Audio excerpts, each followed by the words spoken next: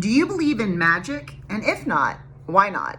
My name is Heather Feather. I am the owner of Rare Bird Medicine, and today's topic is the myth of magic. Magic is a natural component of our world. It's defined often as supernatural or something that cannot be defined scientifically or studied scientifically, and something that is beyond understanding. Magic can be understood, it can be known, it can be tested scientifically.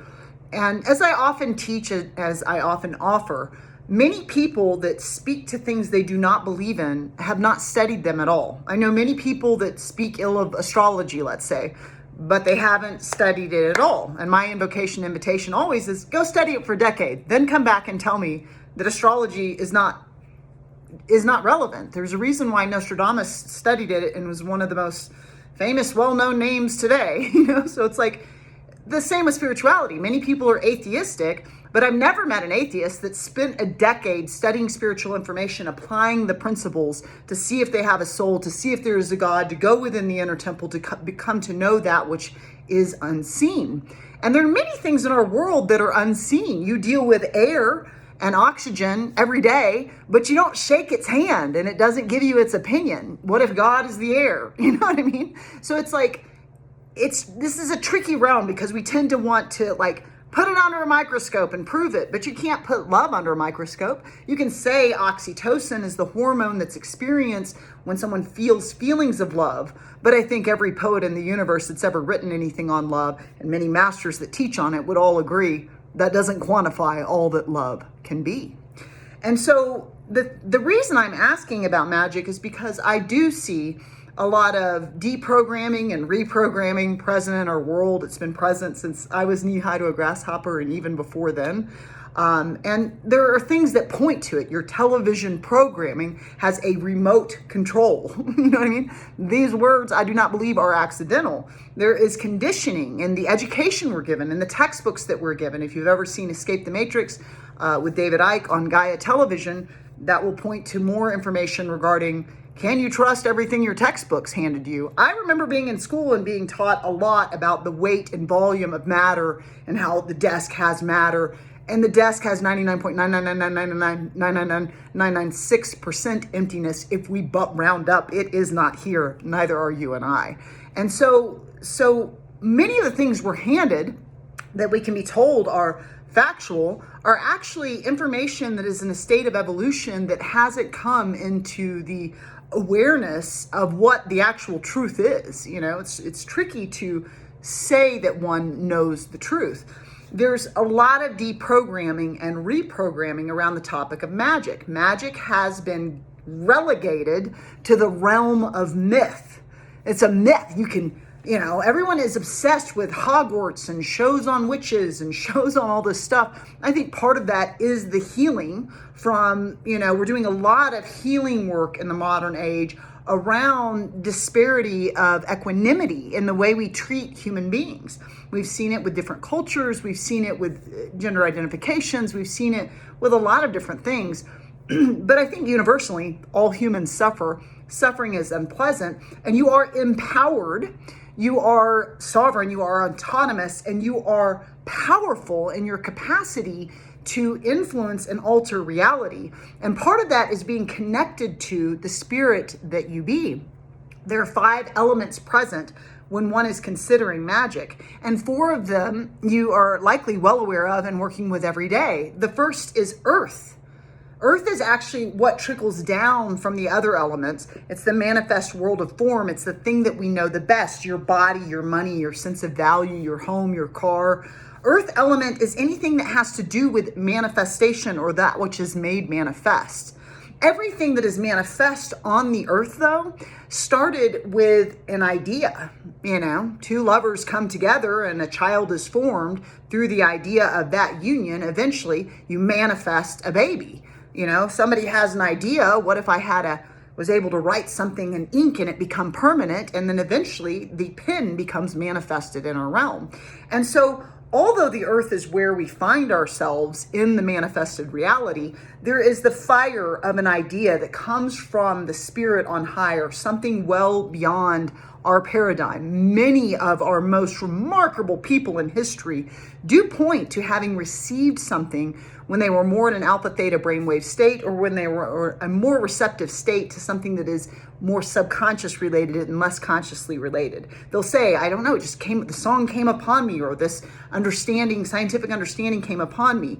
The periodic table came from a dream, And so we get an idea, we have an idea. What if I were to love myself?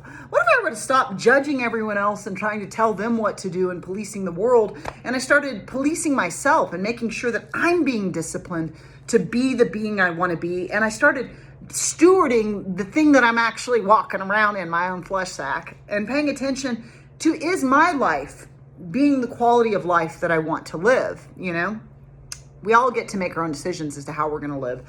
But I think that's a really precious thing to do, is to start at home. And so let me have this idea of, what if I love myself? What would that look like? Well, I would probably speak a lot nicer to myself.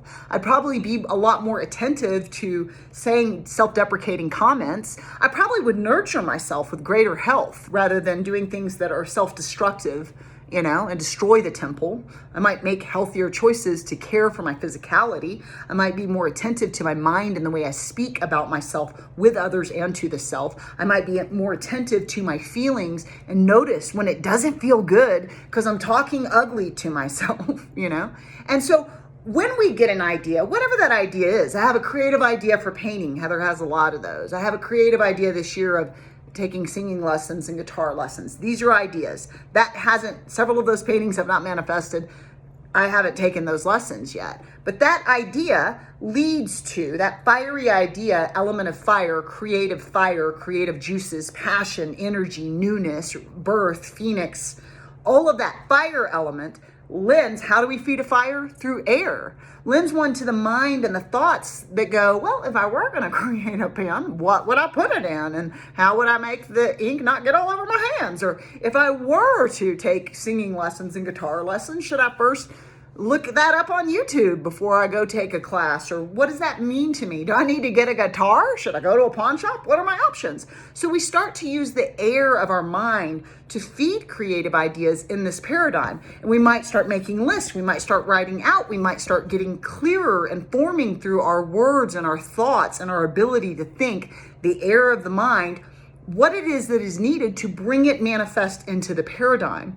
And then the 𝐬𝐮𝐬𝐫𝐞 de la 𝐬𝐮, our hearts, are the things that create feelings like, oh my gosh, this would be so exciting. If I made a pen, it can make a difference to contracts everywhere. No one could erase it. There could be less manipulation. Or, oh my gosh, if I were to start finding my 𝐬𝐻𝐫𝐿, my soul song, what I want to resonate and vibrate as, what I want to say through the art of music, I might identify myself in an entirely new way because I've always identified as an artist. But I could start to identify with my musical self, with my Vishuddha, with my throat chakra. And we start to feel excited and titillated about the things that we are creating. And through that water, agua de vida, the waters of the heart, through our feeling, which is quite dynamic, quite active. If you've ever seen an emotion chart, there's a lot going on there. Through the activation of our waters, the waters that the earth is predominantly made of, the waters that our bodies are predominantly made of, the waters that keep us alive and hydrated, the waters of the love that you share and the ripple effect that you're having down here that you may not even be aware of. All of those waters are what will cause the idea to come into the manifest world of form. Because if you're not passionate in your heart about an idea that you've thought about, you're very likely to set it aside and wait for another idea to come along on your ride. And so when you work with these four elements, when you're attentive to your ideas and the thoughts that you're using with them and the way that you're feeding them and whether or not they're manifesting and what steps you need to take to manifest them, those four elements are the elements of creation. They're present in astrology, they're present in the tarot, they're present in feng shui, they're present in many different modalities that have remained in the annals of time for quite some time here. And then finally, your spirit of intent.